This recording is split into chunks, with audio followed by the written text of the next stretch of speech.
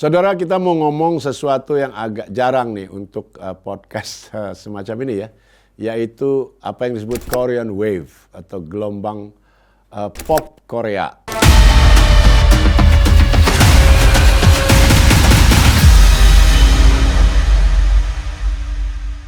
Sampai ada istilahnya ya, saking terkenalnya drama Korea dan digilai oleh berjuta-juta warga kita sebetulnya. Terutama yang perempuan ya, yang daya belinya kuat, makanya disebut secara ekonomi itu disebut girl power.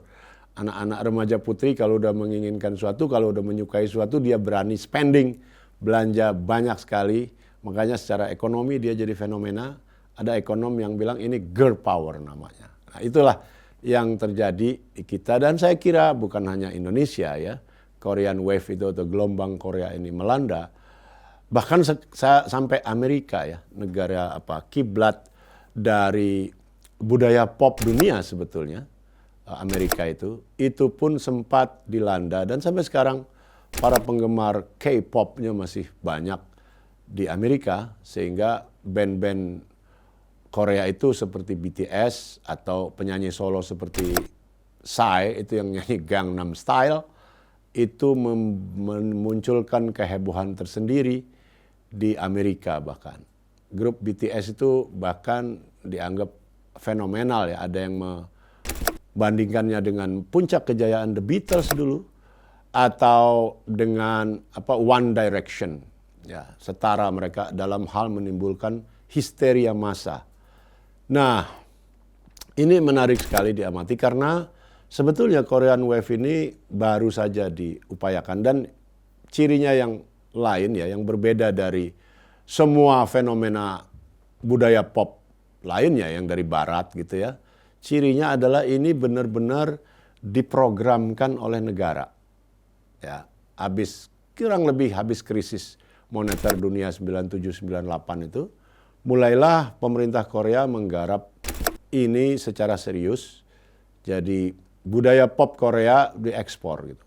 Karena itu disiapkan dengan sangat serius yang oleh mereka mungkin dijadikan soft power.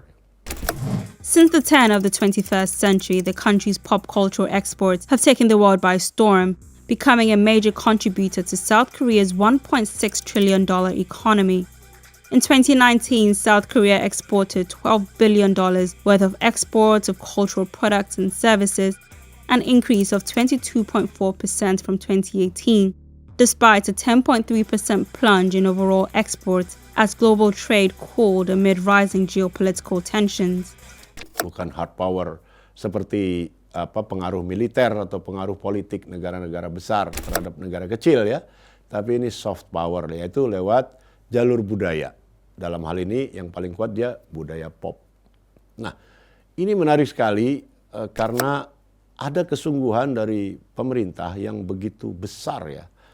Termasuk macam-macam, misalnya kewajiban film Korea diputar di bioskop-bioskop di Korea dengan durasi minimum sekian gitu, nggak boleh turun dan sebagainya.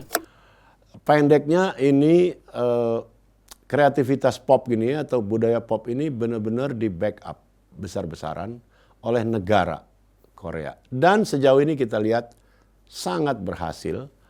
Bukan hanya dia melanda Asia, tapi juga bahkan ke barat sebagian. Nah, ini jauh melampaui J-pop. Ya, dulu sebelumnya ada Japan Pop, ada di sini juga sering bandnya datang, ada Cassiope segala macam ya. Ada Ocean, Anda ingat dulu di TVRI, film Ocean itu film Jepang yang sangat digemari oleh puluhan juta rakyat kita lewat TVRI ya. Tapi sekarang Korean Wave ini jauh melampaui Japan Wave gitu di masa jayanya, di puncak kejayaannya Japan Wave. Nah, ini memang luar biasa ya, upaya membangun soft power lewat budaya pop ini. Apakah kita perlu atau bisa meniru itu? Nah, tergantung ya. Dari segi potensi, saya kira budaya pop Indonesia juga bisa bicara ya. Paling tidak di level regional lah. Atau paling tidak di level nasional lah gitu. Jadi kira-kira musik kita jadi tuan rumah di negeri sendiri gitu kalau kita ingat bahasa di dunia perfilman dulu ya. Film nasional harus jadi tuan rumah di negeri sendiri. Dan sebagai tuan rumah di negeri sendiri, saya kira Indonesia punya potensi dan punya bakat. Di level regional, katakan di ASEAN saja ya, itu kita sebetulnya cukup lantang bicara ya. Kita lihat misalnya di Malaysia. Orang Malaysia itu banyak sekali yang menggandrungi bintang-bintang pop Indonesia sebetulnya. Kalau Anda di Kuala Lumpur misalnya, temu teman atau naik taksi di Kuala Lumpur, Anda kemungkinan besar akan dengar supirnya menyetel lagu-lagu dari penyanyi Indonesia. Ya, walaupun 1-2 penyanyi dia juga populer di sini ya. Kira-kira secara umum kita masih menang. Dibanding Myanmar, dibanding Vietnam, dibanding Thailand, saya kira musik kita jauh lebih maju ya. Mungkin kita baru kalah sedikit dari Filipina. Filipina memang untuk musik saja ya. Tidak yang lain-lain, tidak film, tidak sinetron. Saya kira untuk musik dia bisa kita bilang unggul. Dan memang dari tahun 70-an beberapa penyanyi Filipina itu terkenal sekali di sini. Anda yang muda nggak ngalamin. Ada penyanyi Victor Wood dan ada penyanyi namanya Eddie Peregrina. Itu populernya luar biasa di Indonesia. Tapi habis itu berhenti. Oke lah, secara umum kita kalah sedikit. Tapi dibanding negara ASEAN lainnya sebenarnya kita punya potensi untuk itu. Nah, apakah pemerintah dalam hal ini perlu turun tangan dan membackup serius seperti yang dilakukan pemerintah Korea? Saya punya pendapat yang ambivalen dalam soal ini. Saya lebih percaya sebetulnya itu tumbuh secara organik, biarin berdasarkan kreativitas para senimannya sendiri. Tetapi yang bisa dilakukan pemerintah adalah memberi kelonggaran-kelonggaran tadi. Setidaknya jangan menghalangi. Misalnya pembajakan gitu ya harus diatasi serius. Pajak mungkin perlu ditinjau lagi supaya kreativitas orang muncul dan para senimannya bisa cukup kaya. Karena kekayaan itu adalah insentif yang kuat sekali buat para seniman. Nah, memang Korea ini juga bisa kita lihat sebagai cermin. Karena paling tidak karena satu hal ya alasannya. Gini, Korea itu tahun 67 dulu sama-sama undang-undangnya tentang undang-undang penanaman modal asing.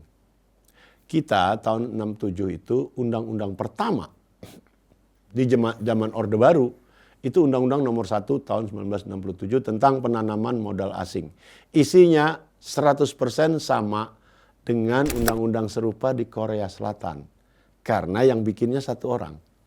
Jadi ada konsultan dari Amerika yang menyusun. Nah, dengan undang-undang yang sama gitu ya kira-kira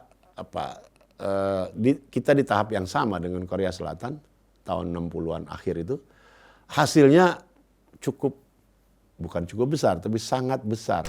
Saya kira income per kapita Korea Selatan sekarang kira-kira 5 kali lipat ya dari kita atau berapa, pokoknya jauh lebih besar daripada kita. Nah, ini mestinya juga bisa menimbulkan pertanyaan renungan buat kita. Dan kembali dalam konteks budaya pop, Korea salah satu mesin pertumbuhannya mungkin juga didorong oleh ekspor budaya popnya ini lewat Korean Wave itu. Di film, di musik terutama yang paling tegas ya. Nah, apakah kita mau menempuh jalan Korea atau tidak? Saya serahkan pada Anda semua dan saya kira pemerintah juga bisa ikut bicara dalam soal ini.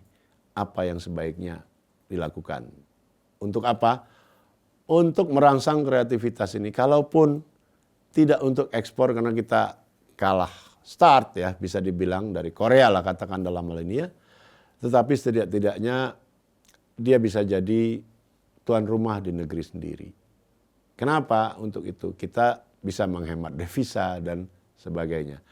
Dengan kita menggandrungi Korea sebetulnya tanpa sadar devisa kita banyak keluar ke para pelaku budaya pop Korea itu. Begitu sementara ini, terima kasih. Saya Hamid Basyaib. Terima kasih sudah menyaksikan tayangan ini. Salam.